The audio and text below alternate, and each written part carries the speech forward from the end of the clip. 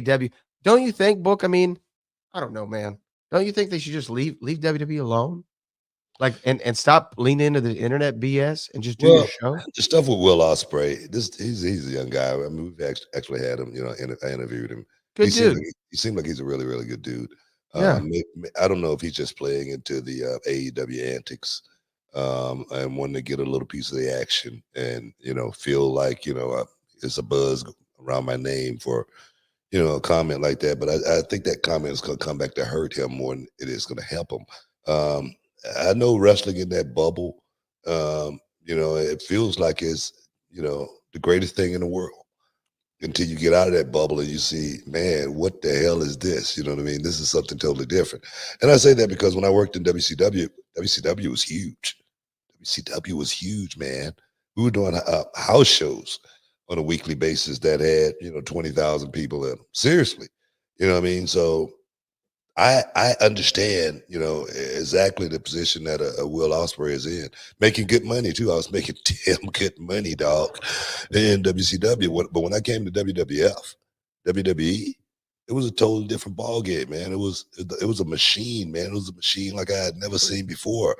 The money that I was guaranteed was just guaranteed, but the money that I could actually make on top of that was astronomical. So when I look at someone like Will Ospreay, who's probably getting paid a nice grip in AEW, more than one would probably expect.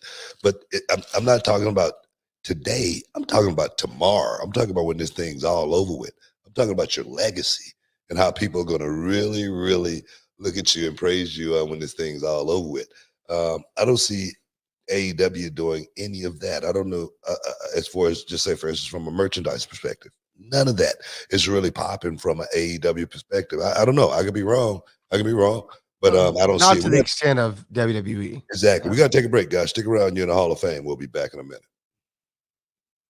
And it's Booker T, 6-time world champion, my man Brad Gilmore from Manscaped. The Performance Package 5.0 Ultra is here. And let me tell you, it's got futuristic tendencies included in this bundle, guys. Brand new Lawnmower 5.0 Ultra, the Weed Whacker 2.0 ear and nose and hair trimmer, and essentials aftercare products like the Crop Soother, the Bald Aftershave Lotion, and the Crop Preserver Anti-Chafing Ball Deodorant, and 2 free gifts. Oh, yes! That's right, Book. Their 5th generation lawnmower features 2 interchangeable next-gen skin-safe blade heads, a standard one for taking a little off the top, and a new foil blade to go smooth wherever your heart desires. And did I mention it's waterproof too? Manscaped, they did us a favor, Book. All the listeners of the Hall of Fame, and they threw in 2 free gifts: the Boxers 2.0 and the Shed 2.0 toiletry bag. Resolutions may come and go, but a well-groomed you is here to stay with Manscaped's latest and greatest. Yeah, and start the new year off right, because when you look good, you feel good. Manscaped help you sculpt the best version of yourself for the year ahead. New year and new you, and definitely a new trimmer. Manscaped got your grooming resolutions covered. Guys, get 20% off and free shipping with the code Booker at manscaped.com. That's 20% off with free shipping at manscaped.com. Use the code Booker. Happy New Year to your balls. Welcome back inside the Hall of Fame, y'all. Happy New Year. Hey, man. Talking about CM Punk, talking about Jack Perry, talking about AEW, excuse me. Excuse me. Talking about everything going on in that company, right? Damn, my thing is, like I was saying, when I was in WCW, I knew exactly, how I felt to make big money. But my thing was, I don't think I ever made a comment once about WWF when I was working for WWE. I don't think I ever did that. And not saying the company didn't do it, but me personally, I always want to stay above away from anything that the company was doing, especially if they're going back and forth with the other company. Just because I might be working for that company one day, I have no dog in that fight or anything like that. And that's why I'm really shocked by Will Ospreay and what he said, because it was nonsensical. It didn't even have a place, because me personally, this is why I say it didn't have a place. I don't know the conversation that he had with Triple H. The world don't know the conversation that he had with Triple H. And that's a conversation that should have been between him and Triple H. Oh yeah, I agree. As I far agree. as you coming into this company and working, I mean, what we're looking for, I mean, it sounds pretty simple to me. What we're looking for, what we're looking for in this company, dude, is guys that are going to go out there and grind, guys that's going to be looking to, work. I'm talking about this is a no days off business. We're talking about making, going from 1 year from WrestleMania and trying to make it all the way to the next. That's what this business has always been about. Now, if that's what the conversation was, and you're upset about him saying, "Hey, man, we're looking for grinders," okay, cool. I appreciate it, but I'm gonna go over here where I ain't got to really grind that hard and get that check. That seemed like that would have been it. That's fine too, if that's your choice. It seemed You know like what I mean? it seemed like that would have been it. But for him to make that comment definitely put him in a position where I would not want to be Will Ospreay when my contract came up, or if things didn't go right in AEW, because the only thing his options are gonna be limited as far as going back to Japan. Yeah, and I mean, I also I don't Or think maybe or maybe Tony Khan paid him enough the way he can retire. well, let's hope so. And and maybe time heals all. But here's the other thing I want to say about the Will Ospreay thing, though, because the comment was essentially alleging that Triple H only is in the position that he's in because of whom he's married to. And I feel like this is an old argument. You know what I mean? This is something that like you would debate 15 years ago. Will Ospreay can't say that comment and not have just seen WrestleMania 40. You know what I mean? Like, and not be like, oh, maybe that guy kind of does deserve the spot he's in. We just had the highest selling gate in history, selling out shows, doing well in booking, bringing in new sponsorships. Come on, man. Like, maybe this guy does know what he's doing. Not just that.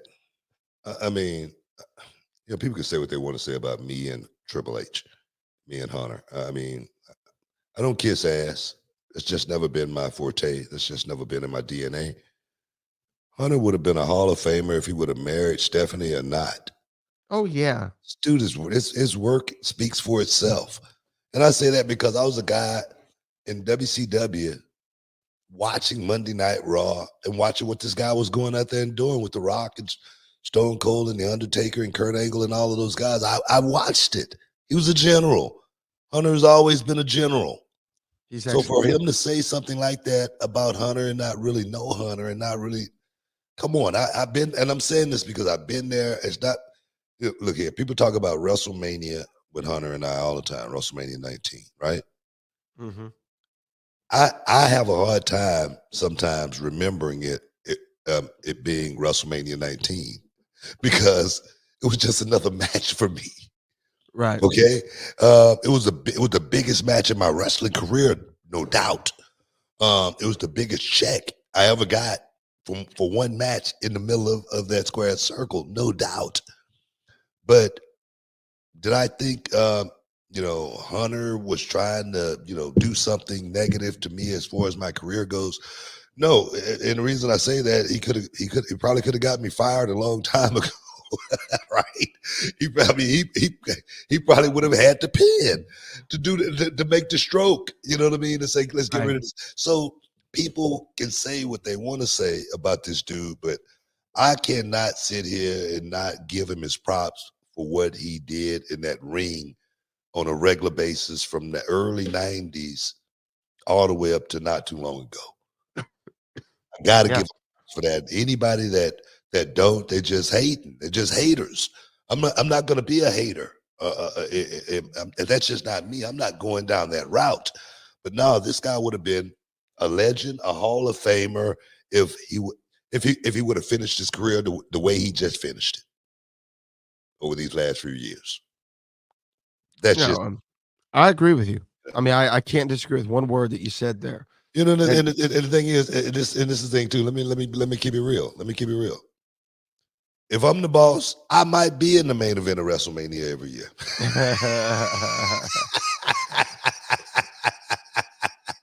You know what I'm saying? Because I say it all the time, man. I say it all the time. People complain about this wrestling business. People complain about it all the time, right? yeah. I have chosen not to complain about the wrestling business by getting my own wrestling company and creating my stories and doing my angles the way I want to do them, you know, under my roof. And I tell people all the time, until you can do that, you can't tell these guys, you can't tell Tony Khan, you can't tell, you know, WWE, you can't tell me, you know, how to run my company. If somebody came in the reality of wrestling and say, hey, man, no, I don't like, you know, the script, I'm telling, get the hell out of here, man. Get out of here. You know what I mean? We never want to see you again. You know what I mean? Because this is mine. If you don't like the script, go build you a wrestling company. You spend millions. I spent millions to do this, to build reality of wrestling. And I'll be damned if somebody's going to come in and tell me how it's going to run. If I want to be in the main event of WrestleMania, of reality wrestling every month, I could do so. If I want to win the titles, I could do it. You know what I mean? I'm serious. You know what I mean? So it's my, you know, sandbox to play in. And the same thing with WWE, same thing with Tony Khan. Yeah. So, I mean, again, I wish AEW would get away from all the WWE talk, and I think they'd be a better product for it. And I think that some of the, because also, man, the last thing on this really is, you know, they talk about the tribalism in wrestling, right? Between WWE and AEW. Adam Copeland had a great promo on TV. What was it, 2 weeks ago? Saying, hey, let's just love pro wrestling. This is a big week for pro wrestling. Let's just be pro wrestling fans. And I agree with that sentiment. Ain't You know nobody what? listening to that, man. Hold on. Like the Let me Republicans let and me the talk Democrats about my right there, man man. Cope real quick and what Go he ahead. said. Okay. Because I agree with that. Everyone can just be a wrestling fan. But then when you have that impassioned promo to open your show, and then the next week you show a video of a WWE contracted wrestler beating up on one of your dudes, and then the next promo is about an AEW guy talking about the guy who runs the WWE, what do you think is making the tribalism? It's hard to just think about wrestling when you got stuff like Yeah. that going on. And the thing is, you don't see it coming from the other side. It's a one-sided affair. This is a Yeah. one-sided affair. I don't care what anybody say. This is a one-sided affair. As far as, you know, talk back and forth, companies' names being mentioned, you know, talent, you know, being mentioned. This is a one-way street. I haven't seen WWE talk. I don't know. Maybe I'm wrong. Correct me if I'm wrong. On WWE TV? Yeah, No. correct me if I'm wrong. Have anybody on WWE TV said anything remotely negative towards AEW or any of their talent? No. Do you know why? Because WWE knows that that time is worth money. And Oh I'm not yeah, going to yeah, spend it talking about somebody else. yeah. I mean, I said that many times. I mean, you can't buy that, you know, that time seriously. That's how much it costs for guys to be wasting it. You know, like a Will Ospreay. Man, I thought that dude was smarter than that, man. I mean, if Somebody gassed him up. Somebody had to gas him up and put a you know what? battery in his I tank. mean, Will Ospreay. I mean, if you ever hear this, bro, I thought you were smarter than that, man. I thought you were smarter than that. Because this is about business. I could. One thing about me, man, I'm never gonna judge a person by, you know, what only the way they've treated me. Right. Okay, I can't judge a person, you know, any other way other than the way they treat me. And I've heard things, you know, just say about Triple H, you know, from people. And the thing is, when you hear, just say for instance, when you hear something about Booker T, oh Booker T, he's a butthole. Oh man, he's this, he's that. When you hear somebody say that about me, that person had to have been told, man, you better get the hell out of here before something happened to you. That's me talking to him. You know what I mean? I had to have had a run-in or a beef with that person. And there's a few people out there that's going to speak like that about me. But the majority, I was in Pittsburgh doing a, you know, autograph signing just last week, man. I stood up for 2 days straight, and everybody in my line had an awesome story. Not one negative person. So I know that's a small majority of people that think like that. So never, judge people by what you've heard, only the way they've treated you. And I don't know if Triple H and Will Ospreay has had too many interactions. No, I could be mean, wrong. I don't know. I could be wrong, but I can imagine. We got to take a break, man. This show's going quick. Stick around. You're in the Hall of Fame. We'll be back in a minute.